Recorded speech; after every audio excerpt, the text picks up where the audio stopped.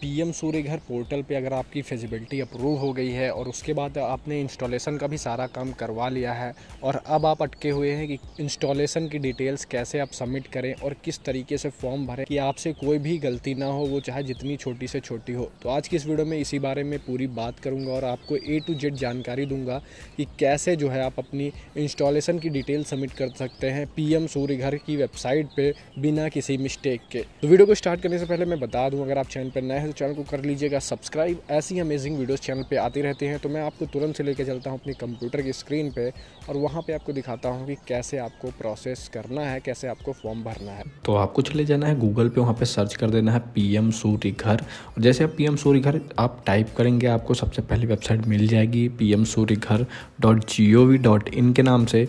यहाँ पे आप अप्लाई रूफटॉप से भी जाके जो है लॉगिन कर सकते हैं या फिर लॉगिन के बटन पे सिंपली से कंज्यूमर लॉगिन के बटन पे आप क्लिक करेंगे और वहाँ से लॉगिन आप कर सकते हैं। फिर यहाँ पे आपको रजिस्टर नंबर अपना डालना है और ये जो कैप्चा आपको दिख रहा है ये डालना है।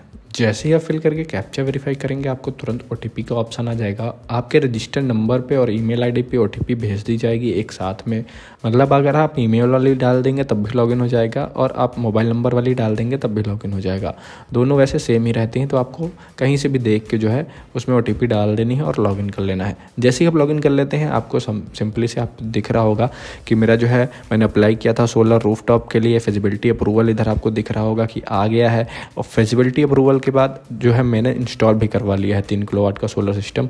अब हम बात करते हैं कि कैसे हमें जो है इसको इंस्टॉलेशन डिटेल सबमिट करनी है। तो यहाँ पे आपको दिख रहा होगा कि यहाँ पे बैंक की डिटेल्स भी दिख रही हैं। तो बैंक की डिटेल्स हम कभी भी भर सकते हैं, किसी भी स्टेप पे भर सकते हैं, उसमें आपको कोई भी चिंता करने वाली बात नहीं। जब आप सब्सिडी को क्लेम करेंगे तब तक आप बैंक की डिटेल्स भर सकते हैं और मैंने इसमें पहले से फिल करके रखी है, तो कोई दिक्कत वाली बात नहीं है। तो सिंपली से आप सबमिट इंस्टॉलेशन डिटेल पर जैसे ही क्लिक करेंगे यहाँ पे आपको कई सारे वेंडर्स के नाम देखने को मिल जाएंगे। आपको उसी को चूज़ करना है जिससे आपने अपना सोलर सिस्टम लगवाया है। तो आपको ये भी ध्यान रखना है कि आपको रजिस्टर्ड वेंडर से अपना सोलर लगवाना है, क्योंकि वो एक एग्रीमेंट करके देगा जो कि आपको यहाँ पे अपलोड करना होगा। तो मेरे केस में मेरा जो है रुद्रा कंस्ट्रक्शन एंड सप्लायर की तरफ से जो है इंस्टॉल किया गया था, तो मैं इसको चूज़ कर लूँगा और जो भी फाइल है उसको अपलोड कर दूँगा।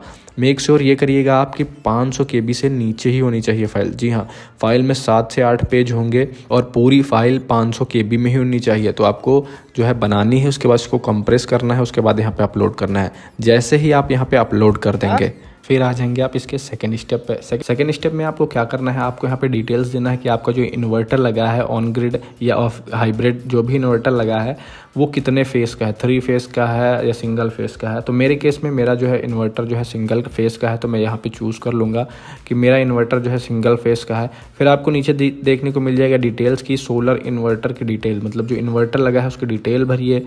फिर आपको जो है नीचे PV मॉड्यूल्स की डिटेल्स, मतलब कितने पैनल लगे हैं, वो सारी चीज़ें आपको यहाँ पे भरनी होंगी।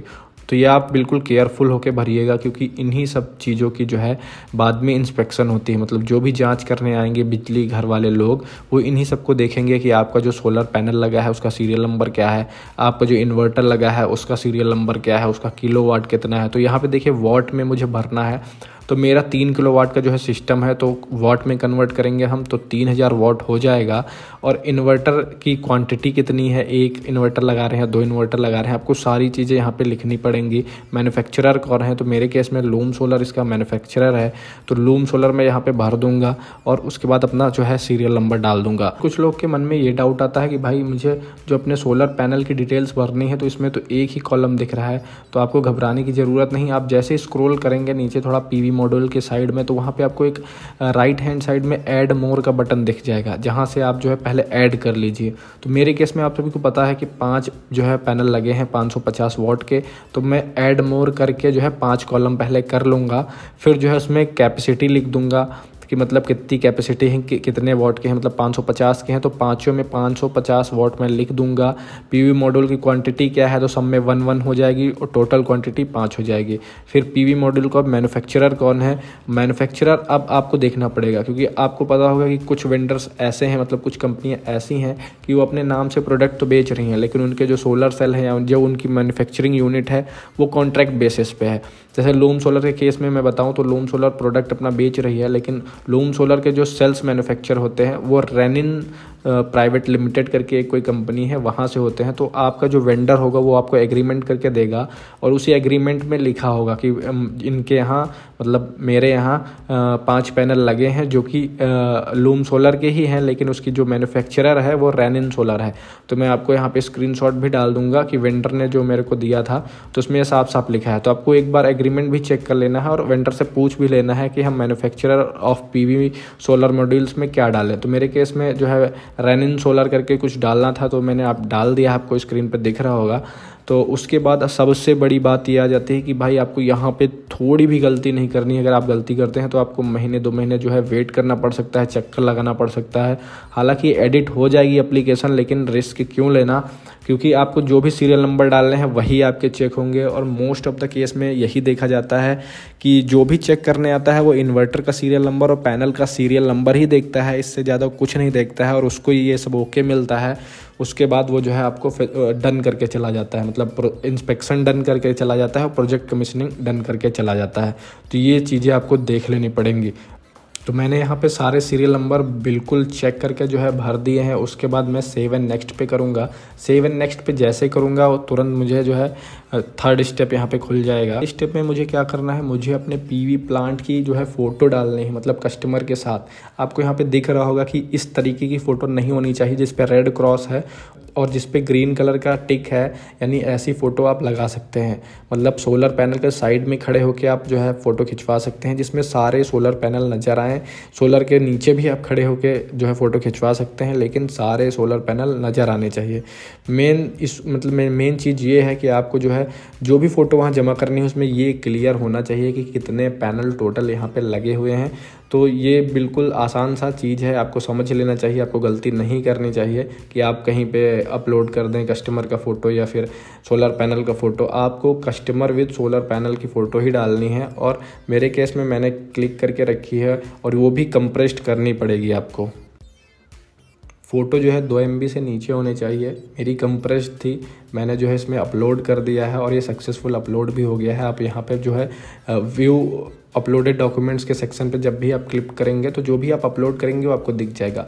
फिर बात आती है सबसे ज़्यादा कि एडिशनल डॉक्यूमेंट्स में भाई क्या अपलोड करना है। तो ये अलग अलग डिस्कॉम का, मतलब अलग अलग बिजली प्रोवाइडर का, जैसे मेरे तरफ मध्यांचल है, आपकी तरफ पूर्वांचल होगा, या आप महाराष्ट्र के होंगे या कानपुर के होंगे, या अलग अलग डिस्ट्रिक्ट के, अलग अलग स्टेट के, सब कहीं के जो है नियम अलग हैं और सब कहीं के जो है बिजली देने वाले मतलब कंपनियां अलग हैं, तो उनकी अलग अलग रिक्वायरमेंट होती है। तो यहाँ पे लिखा है as per DISCOM please upload the required documents. यहाँ पे कुछ स्पेसिफिक कोई भी डॉक्यूमेंट नहीं लिखा है और ये लिखा है कि please do not upload Aadhaar card file, मतलब आधार कार्ड यहाँ पे नहीं अपलोड करना है। और डिस्कॉम के अकॉर्डिंग, मतलब डिस्कॉम को जो भी चाहिए वो पेपर जो है यहाँ पे डालने हैं। तो मेरे को नहीं पता है कि इसमें क्या डालना है, तो मैंने वेंडर से पूछा तो वेंडर ने बोला कि इसमें आप इलेक्ट्रिसिटी बिल डाल दीजिए और अगर आपने नेट मीटर की पेमेंट की है तो वो उसकी रिसिप्ट डाल दीजिए।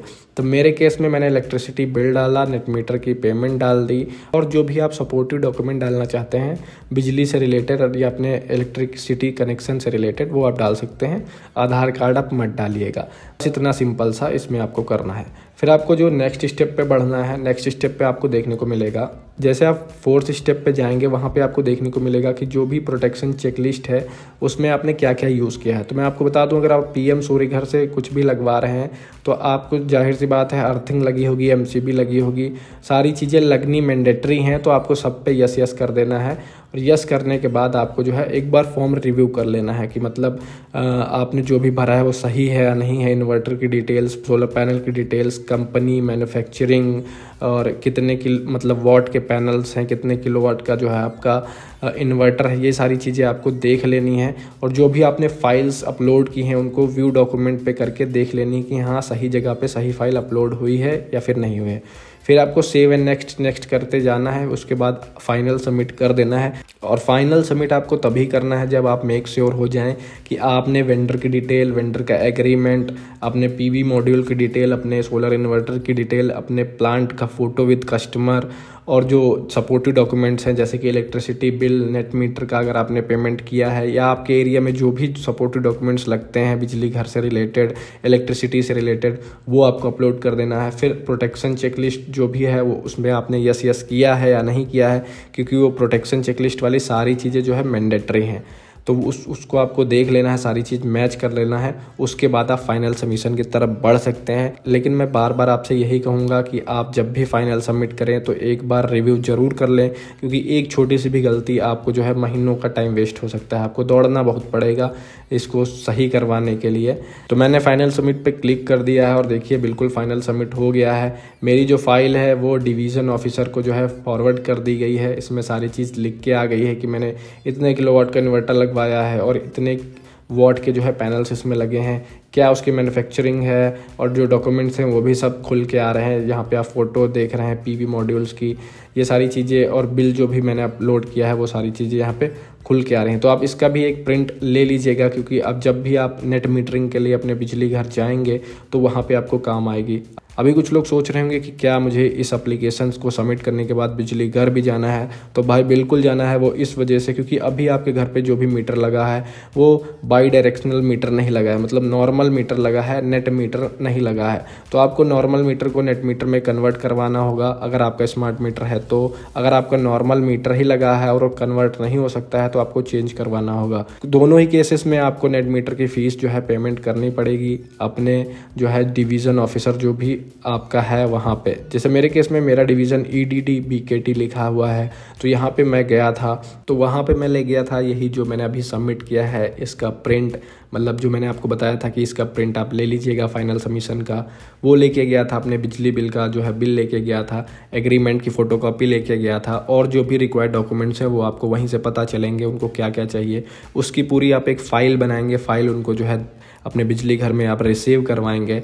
वो जैसे ही वो चीज़ ले लेंगे फिर आपको नेक्स्ट डे बुला सकते हैं, या सेम डे आपको एक जो है एक प्रोफार्मा बना के देंगे जो कुछ इस तरीके का देखने को आपको मिलेगा कि हाँ आप जो है इसकी पेमेंट कर सकते हैं, मतलब नेट मीटर की पेमेंट आप करिए।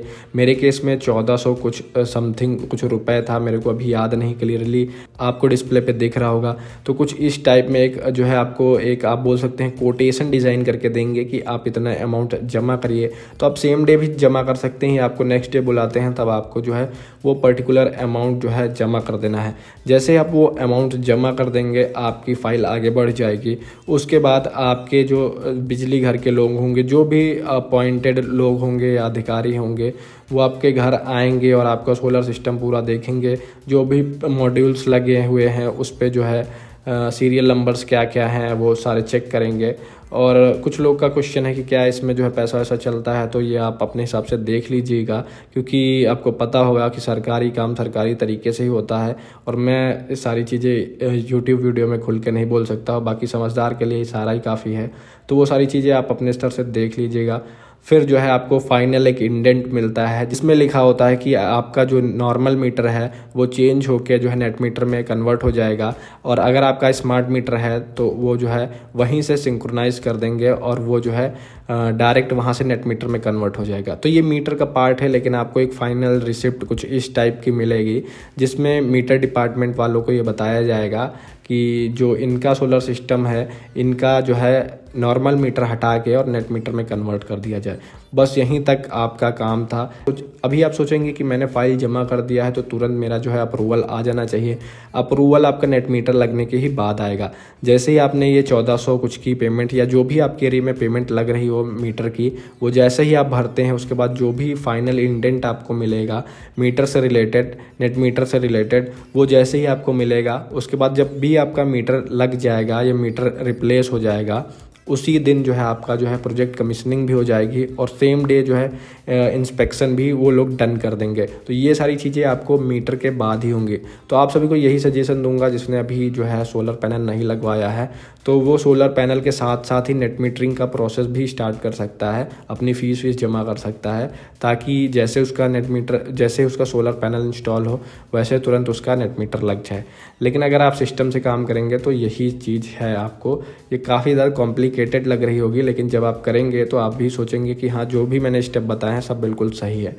तो आपकी मेहनत यहीं पे ख़त्म हो जाएगी। जिस दिन आपका नॉर्मल मीटर नेट मीटर में चेंज हो जाएगा या रिप्लेस हो जाएगा उसी दिन आपका जो है प्रोजेक्ट कमीशनिंग भी आ जाएगी और जो इंस्पेक्शन होगा पीवी मॉड्यूल्स का वो भी आ जाएगा। फिर आप जो है एलिजिबल हो जाएंगे अपनी सब्सिडी को अप्लाई करने के लिए। अब सब्सिडी को कैसे अप्लाई करना है इसके लिए वीडियो मैं लेके आऊँगा, आपको चैनल पे मिल जाएगी या डिस्क्रिप्शन बॉक्स में भी मैं इसके डाल दूँगा। जब भी आप ये वीडियो देख रहे होंगे तो आपको जो है उसमें दिख जाएगा कि आप कैसे जो है सब्सिडी के लिए अप्लाई कर सकते हैं। उसका भी एक प्रोसेस होता है, उसमें भी आपको जो है गलतियाँ नहीं करनी है, क्योंकि अगर आपने एक गलती की तो आपका पैसा जो है अटक सकता है, और अगर आपका पैसा अटका तो आपको 3 से 4 महीने जो है घूमना पड़ सकता है। तो इस वजह से आप वो वीडियो ज़रूर देख लीजिएगा। जैसे आपने ये 15 से 16 मिनट की वीडियो देखी, वैसे ही अगर आप वो वीडियो देख लेंगे तो आने वाली वीडियो, तो उसमें आपके सारे डाउट्स क्लियर हो जाएंगे और आप जो है एक बेहतर तरीके से और बिल्कुल एक साफ़ सुथरे तरीके से अपना सोलर पैनल इंस्टॉल करवा लेंगे। तो ये वीडियो काफ़ी ज़्यादा लंबी हो गई है, लेकिन पूरी वीडियो जो है नॉलेजेबल है। काफ़ी ज़्यादा इसमें रिसर्च लगी है और काफ़ी ज़्यादा इसको बनाने में मेहनत लगी है। मैंने खुद सोलर पैनल लगवाया है, इसी वजह से अपना एक्सपीरियंस आपको इस वीडियो के थ्रू शेयर कर रहा हूँ, क्योंकि मैं देख रहा हूँ इंटरनेट पे सोलर की अवेयरनेस काफ़ी कम है और जो भी डॉक्यूमेंटेशन से रिलेटेड चीज़ें हैं वो काफ़ी ज़्यादा कम है, क्योंकि लोग यहाँ पे पैसा कमाने बैठे हैं और ये कोई भी नहीं बता रहा है कि कैसे फाइल आगे मूव होगी, फॉरवर्ड होगी, क्या क्या स्टेप हमें करने होंगे।